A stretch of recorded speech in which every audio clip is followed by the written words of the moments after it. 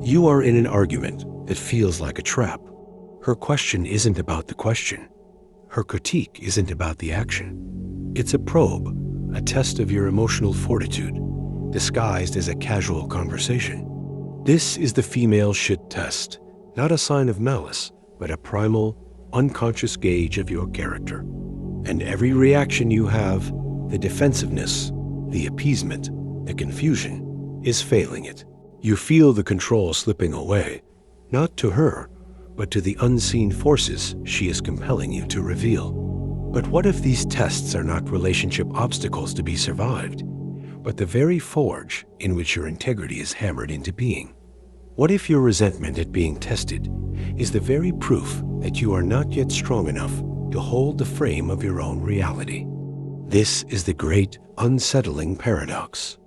The modern man is taught to seek comfort and equality, yet he finds himself in a hidden arena, governed by ancient, unspoken rules he's never been taught. We've been asking the wrong question. It's not, how do I pass her test? The true, terrifying question is, why does her simple, probing gaze have the power to shatter your entire sense of self? The German philosopher Friedrich Nietzsche saw this dynamic not as a petty power struggle, but as the fundamental tension of human relationships. He called it the will to power, the unconscious drive for growth and expression. Her test is an instinctive challenge to your will. Your failure is a confession of its absence. So we stand at the precipice of a deeper truth. To understand the test, we must first dismantle the modern myth of the comfortable, conflict-avoidant man. We must journey into the psychological abyss where these rituals were born. What hidden force, buried deep within the human psyche, makes this brutal, unspoken game not just inevitable, but necessary? The answer does not lie in manipulation, but in a profound philosophical sickness. For generations, we have cultivated a culture that worships at the altar of comfort, that pathologizes conflict and medicates the soul's natural hunger for struggle. We are conditioned for appeasement. This is what Friedrich Nietzsche diagnosed as the rise of the last man, the creature who blinks and asks, what is love? What is creation? What is a star? And seeks only his petty pleasure and security. He has made himself harmless, and in doing so, has become deeply, unconsciously unattractive. Her test is an instinctive biological revolt against this negotiated mediocrity.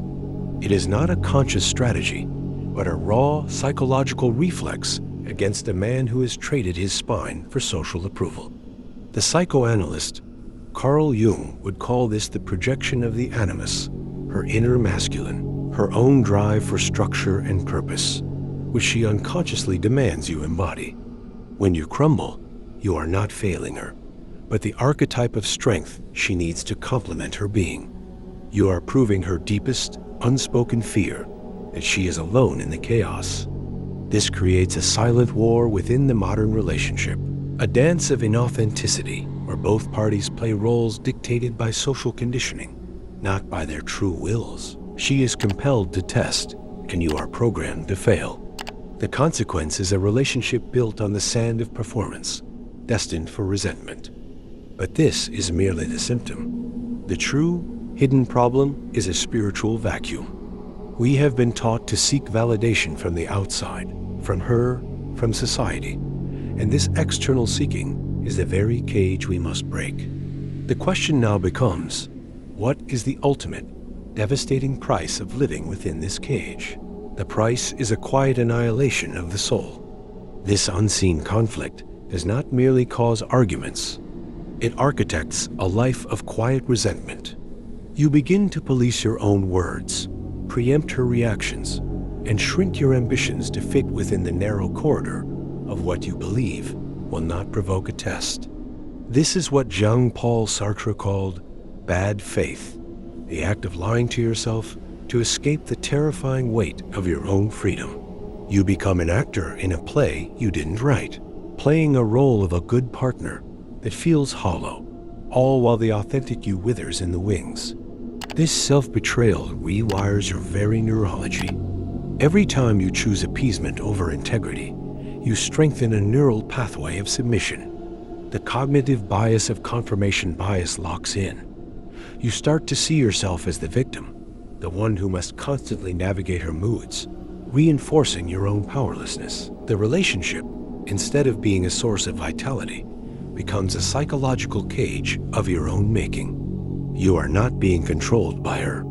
You are being controlled by your own fear of her judgment, a fear that echoes the collective fear of social rejection that has been conditioned into us for generations. The most devastating consequence is this: you lose your creative fire. The energy you expend managing perceptions and avoiding conflict is the very same energy required for building a meaningful life, for creation, for mastery. Your world becomes small, safe, and sterile. You are not living, you are managing. But this is not the end of the story. This cage, though of our own making, has a key. What is the radical, counterintuitive first step to shattering the walls? The rebellion begins with a shocking, almost heretical realization. You must stop trying to pass her test. The very frame is a trap. The true objective is to pass your own. This is the radical shift Nietzsche prescribes, a transvaluation of all values. Do not seek her approval. Become a man whose own approval is the only standard that matters. When she questions your ambition, do you defend it to her, or do you simply live it with such intensity that her question becomes irrelevant? Your unwavering focus on your own purpose, your own will to power, is the only answer that cannot be argued with. This is not about becoming stubborn or domineering. It is about a profound internal shift from external validation to internal sovereignty. The Stoics called it the inner citadel. When a test comes, you do not react to the surface-level provocation. You retreat into that citadel of your own values. Your calm is not passive. It is an active demonstration of your unshakable foundation. You hold the frame of your reality, not by force, but by the gravitational pull of your own conviction. You respond not to the emotion, but to the unspoken question. Are you a rock, or are you sand? This is how you rewire the dynamic. You cease to be a participant in a game you never agreed to play. You become the architect of a new one. She is no longer testing a supplicant. She's engaging with a sovereign. And in that engagement, a genuine, electrifying connection can finally be born. But this raises the final, most terrifying question of all. If you succeed in this rebellion, if you become this self-validated man, what then is the ultimate paradoxical truth about the nature of the test itself? The ultimate truth is this: the test never ends because it was never about her.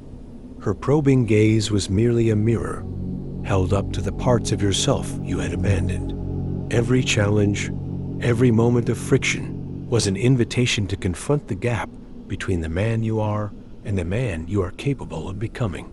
Friedrich Nietzsche's final, most powerful realization was that this relentless pressure is the essential condition for greatness. He called it amor fati, the love of one's fate.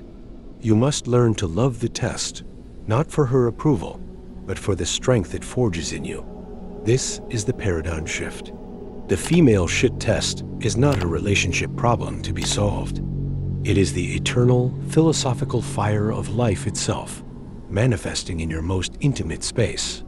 It is the demand that you create meaning, that you impose your will upon chaos, that you become who you are. When you stand firm in your own purpose, you are not just passing a test.